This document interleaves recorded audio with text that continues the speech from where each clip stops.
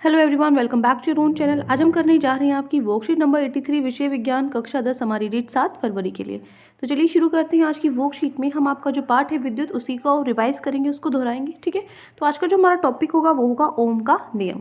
ओम का नियम क्या कहता है, क्या परिभाषा है कि सुचालक में प्रवाहित विद्युत धारा सुचालक के दो बिंदुओं के बीच विभवांतर की सदैव समानुपाती होती है। कहने का मतलब है कि जो आपका सुचालक है उसके अंदर जो विद्युत है वो क्या होता है, किसके, वो क्या होता है, समानुपाती होता है किसके, v के। ठीक है, विभवांतर के। ये क्या आपका ओम का नियम है। अब इसी के अंदर मान लीजिए, मुझे यहाँ पे मैं लिख रही हूँ जो ये समानुपाती है, तो इसके अंदर अगर मुझे ये साइन हटाना है, अनुपात का साइन हटाना है, तो मैं क्या करूँगी, हमारे पास क्या आ जाएगा, अनुपातिकता का एक स्थिरांक होगा जिसको हम आर ले रहे हैं। आर क्या है, अनुपातिकता का एक स्थिरांक। ठीक है, आर आई।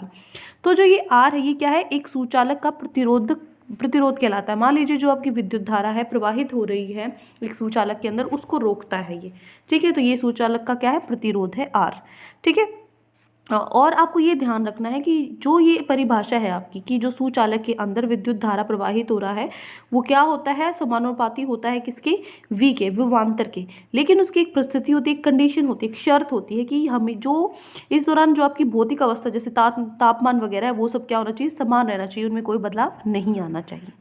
ठीक है, अब इसका सूत्र क्या होता है, यहाँ पे v is equal to I R, ये हमारा क्या हो गया, फॉर्मूला हो गया। ठीक है, ये सूत्र हो गया। इसके अंदर v और i, इसके बीच का अगर हम ग्राफ बनाएं तो ये क्या है, v है, और ये क्या है, हमारे पास i है।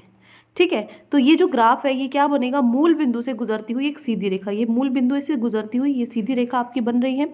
तो ये क्या करती है, क्या प्रदर्शित करती है, ये प्रदर्शित करती है कि जो v और i है वो एक दूसरे के क्या है, समानुपाती है। ठीक है ना, ये क्या दर्शाती है सीधी रेखा, कि v और i एक दूसरे के समानुपाती है। ठीक है, अब देखो, तो ग्राफ की, इसका मतलब क्या हो गया, इसका निष्कर्ष ये निकलता है समानुपाती है। इसका मतलब कि जो विभवांतर है ना, इसके बढ़ने के साथ विद्युत धारा भी बढ़ती है।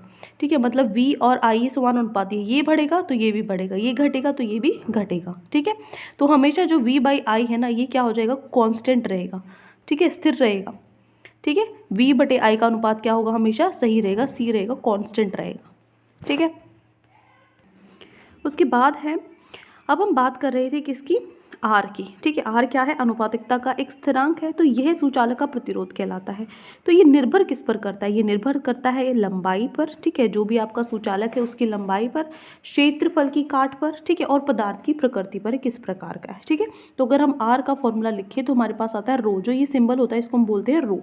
ठीक है, ये होता है रो। ये क्या होता है, अनुपातिकता का एक स्थिरांक है, इसी पदार्थ का प्रतिरोधकता कहते हैं। ठीक है ना, ये ऊपर क्या है, एल आपका मतलब लंबाई है, और ए क्या है, आपका क्षेत्रफल की काट है।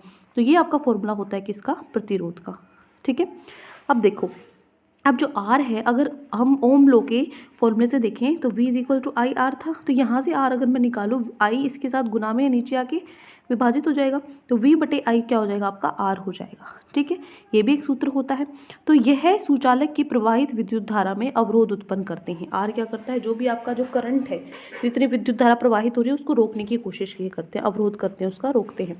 R का SI मात्रक क्या है, ओम है। ठीक है, और रो का SI मात्रक क्या है, ओम मीटर है। ठीक है, तो ये हो जाती है हमारी वर्कशीट की थ्योरी। अब हम चलते हैं हमारे प्रश्न उत्तर पर। तो आज की वर्कशीट में आपको ये 4 प्रश्न दिए गए हैं।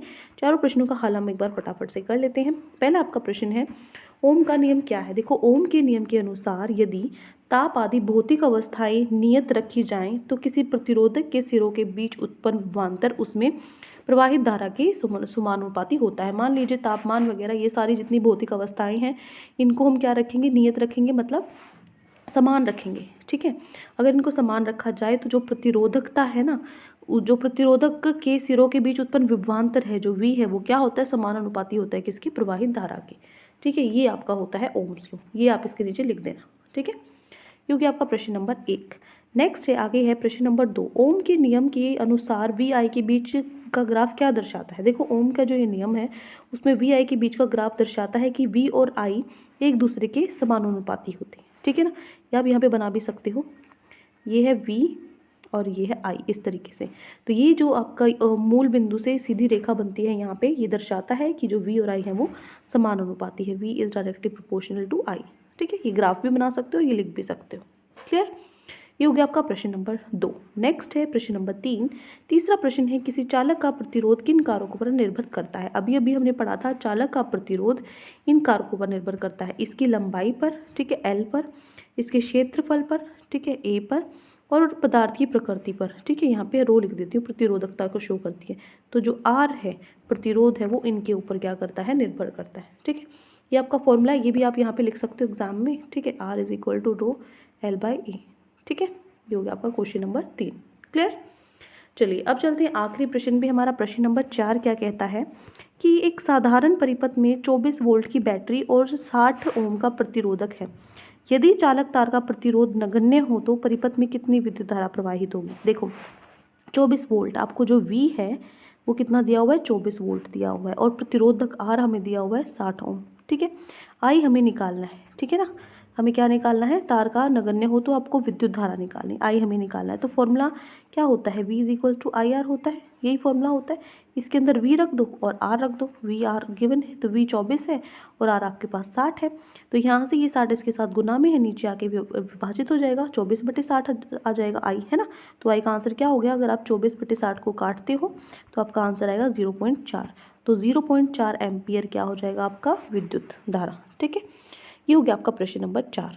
तो ये 4 प्रश्न आज आपकी वर्कशीट में दिए गए थे। आई होप आपको अच्छे से समझ में आ गए हैं। कोई भी डाउट है किसी भी क्वेश्चन में तो कमेंट सेक्शन में आप मुझसे पूछ सकते हैं, और अगर आपको लेक्चर अच्छा लगे चैनल को सब्सक्राइब कर सकते हैं, वीडियो को लाइक कर सकते हैं। आज के लिए इतना ही, मिलते हैं नेक्स्ट वीडियो में। Till then take care, bye bye.